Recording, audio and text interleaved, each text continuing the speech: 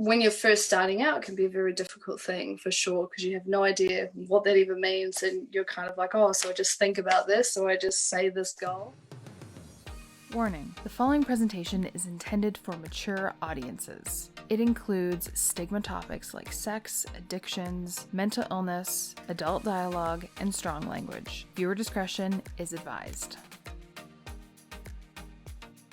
Welcome to day one, and we are on video number 2 with the amazing, beautiful Rusha Paenga. She is going to be sharing of setting intention. So I'm so excited. First, I just want you to introduce yourself, tell the ladies in here a little bit about yourself and your business. Yay! So first of all, thank you so much for having me, Sam. Oh, it's absolutely amazing. It's such an honor to be here. I'm Rusha and I'm from New Zealand. I'm a 25-year-old Kiwi. I'm the founder of Global Girl Community, which is a female travel community. And we basically bring women from all over the world together, travel, do meetups. We had our first New Zealand meetup last month on the 17th in Mount Maunganui, and that was absolutely amazing. We're looking to do more, do some retreats, and actually this is how I met Samantha as well. She's in the Global Girl Community herself.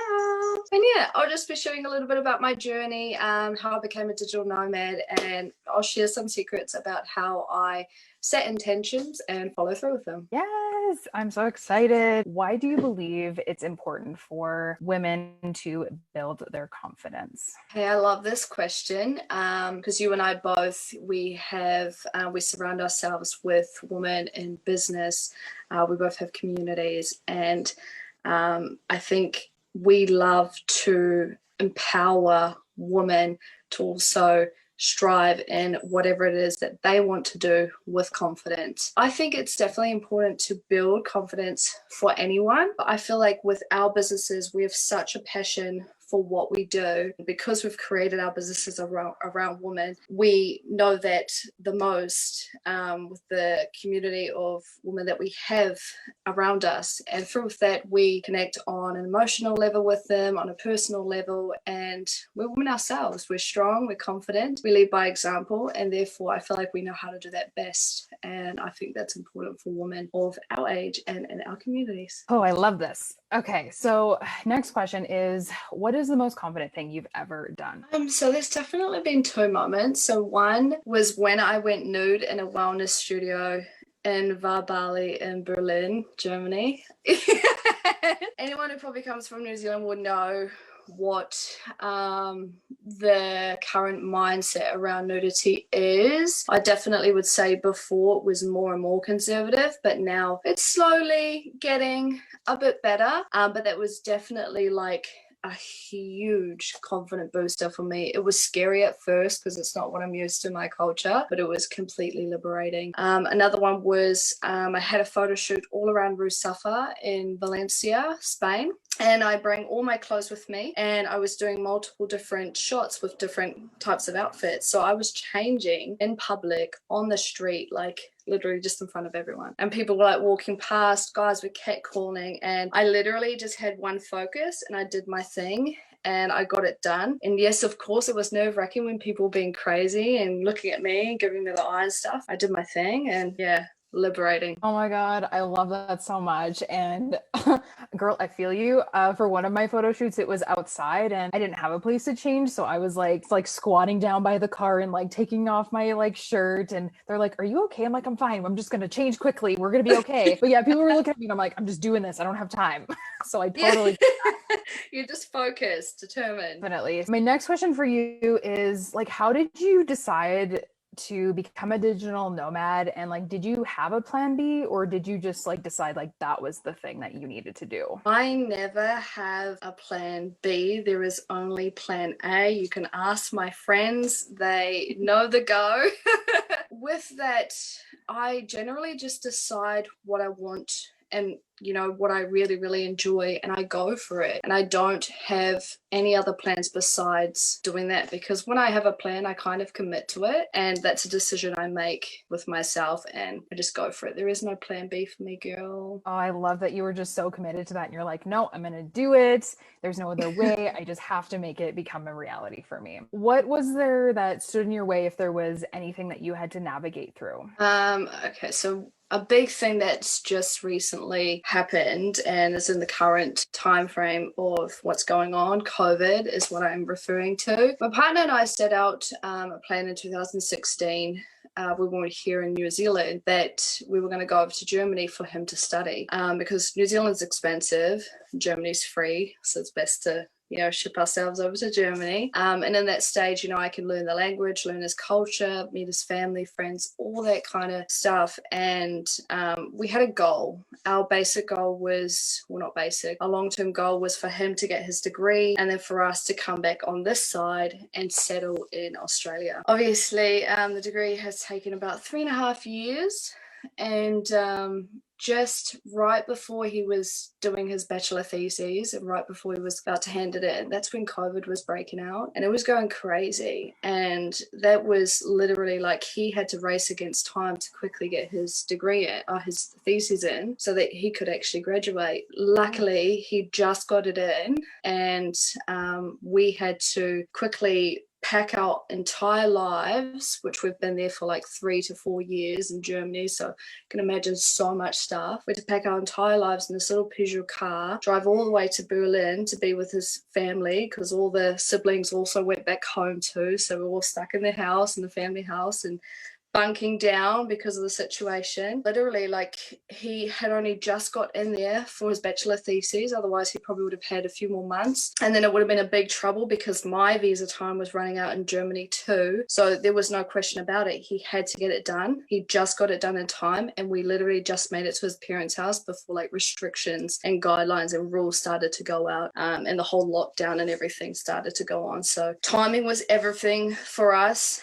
and not just that, we then had to think about, that was only one part over. We then had to think about, okay, how are we meant to get back to Australia, or how are we meant to get back on this side? Because everything was completely falling down, like places were locked down completely. Italy was, absolutely on lockdown. France, all those countries, you couldn't really go anywhere. And for us to go all the way over to New Zealand seemed absolutely insane at that time.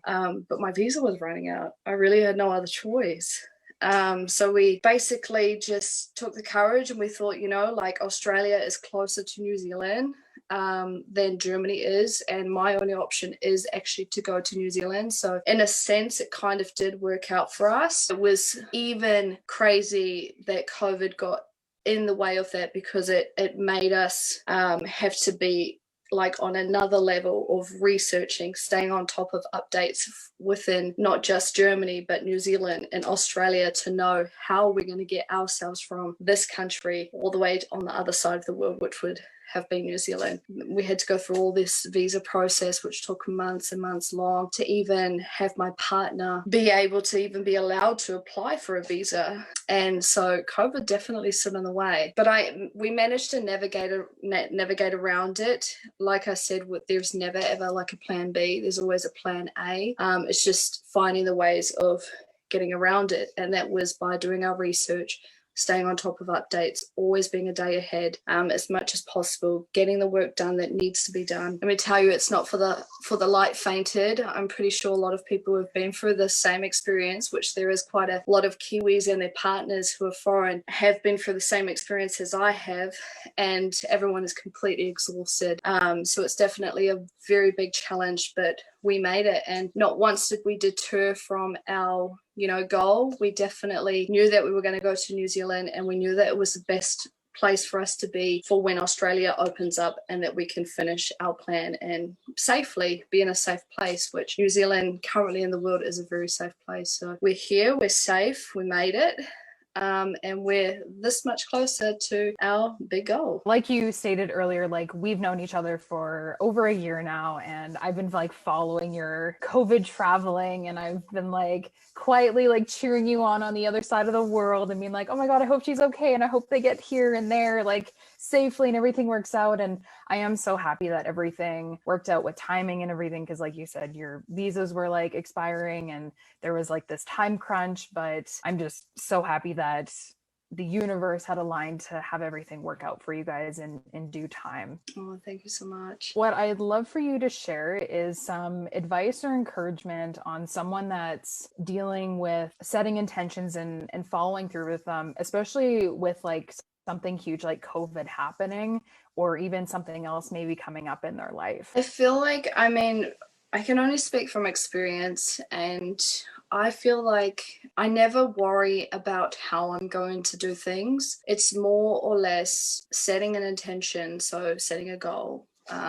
what that goal or even thoughts, and being able to work towards that, and then knowing your end destination and trusting the process. When you're first starting out, it can be a very difficult thing for sure, because you have no idea what that even means, and you're kind of like, oh, so I just think about this, or I just say this goal. But it's more about also believing in yourself and knowing your abilities, and what you can achieve. And through not worrying about how exactly you're going to do it, you eliminate that full process of trying to perfect or worrying about which decision you need to make in order to get here. You just know that you have a goal, you know where your end destination is, and you work towards that. Whether that's, for instance, with my big goal, or my partner's and I's big goal was to go to Germany for him to study, and then come back over on this side to Australia. Australia has been put aside at the moment for now because of COVID, but we work towards coming to New Zealand, which is closer to Australia, knowing that Australia would open up to New Zealand as one of the first countries.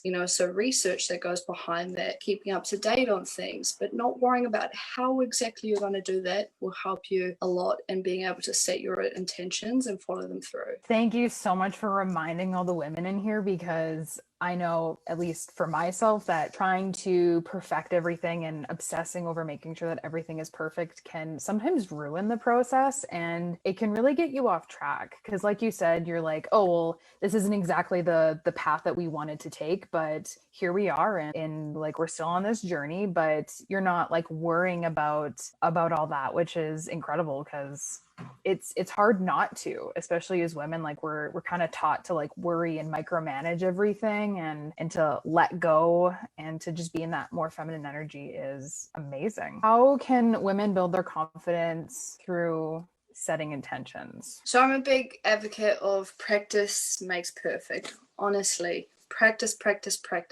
doing it. Start small, set small intentions, whether that is, tomorrow I want to do an exercise. Set a small intention, because even that might be the slightest, like tiniest thing to do. It's still hard. How many people, say, oh yeah, I'm going to start exercise tomorrow. And then they say, oh, I'm going to start exercise next Monday. A month goes by. So even just starting by the smallest intentions and setting that and being able to commit to that for yourself, you'll realize how it works. And the more you do it, the more you'll gain confidence in your own abilities. Love that. And any lady that's listening to this or watching this, I'm sure you can relate to the whole, oh yeah, I'm gonna start working out, and then you just like don't do it for a month, because you're like, oh, I'm gonna do this and this and this and this at the gym, and then you're just like, I don't do any of that. But if you do one thing at a time, and you like slowly add it on, like Rusha is saying, it's so much easier to like get into that routine. And so is there anything else with setting intentions that you'd like to share with the women in the summit, or that might be listening later on, that you'd like to share? Yeah, for sure. So actually, when we were in Germany, throughout this big plan that we have from going to study and coming back over to Australia, within that we also have small goals for ourselves that, my partner and I really just have loved to do and wanted to do. When COVID broke out, before, our goal was actually that we'd love to travel around Europe and apply for the Australian visa, because it was going to take about 24 to 32 months for it to process. So we had time that we could have basically just travel hopped to countries all around Europe. But there was another one when that was cut out, and we knew that Europe was definitely not an option with COVID. We thought, oh, okay, so what can we actually, do? And when we were in New Zealand last time in 2016, we bought a van. And we wanted to do van life, but we didn't know like the information around it, that you had to have like self-contained vehicles, you had to have all this stuff like hooked up and everything. We were quite ignorant about that. We just thought, we want to buy a van, we're going to buy a van, and we're going to do van life. That's like how we kind of, when we left New Zealand, I kind of thought, we need to come back here and we need to do van life properly, because we didn't get to do it properly that time. And so when Europe was cut out, the whole traveling in Europe, I thought, babe, let's buy a van, let's do van life properly, and we can travel in our country in New Zealand and just do it like that, you know. And I knew that was going to come back around because I don't know, that it just happens to me. Like it really, really does. Like just setting intentions and knowing that I was going to come back one day and do van life. And anyways, we arrived back into New Zealand and I just started looking up vans and I was like, okay, let's take that van. Let's do the cheapest van, but the best van, the cheapest for its value, or the cheapest for its, you know, as much as we can, and like the best for its value. And we bought a van, we've got it, and we're going to slowly start renovating it. We've already been traveling van life and doing van life part-time. It's been absolutely amazing. And we're looking to actually do van life full-time in the summer, renovate it, make it all homey, make it luxurious, and just hit the road and travel my country like we said we would. Oh my God, that's so amazing. I can't wait, because I know I've seen a few of your videos of just like the part-time van life and I'm just like loving them. So I cannot wait for the summer to come, and hopefully like all like the travel bans and like all these stupid guidelines are gone by then, and then you can just enjoy the van life to its fullest. Yeah, no, we cannot wait, honestly. And even just doing like this part-time van life has been so amazing and just so like, it's just been really rewarding, you know. But I think like when we finally renovate the van and we have, because we have big ideas for it and we finally get to put our own homey touches to it, I think that's gonna definitely just set us off. So I'm really excited for that. Yes, I love that.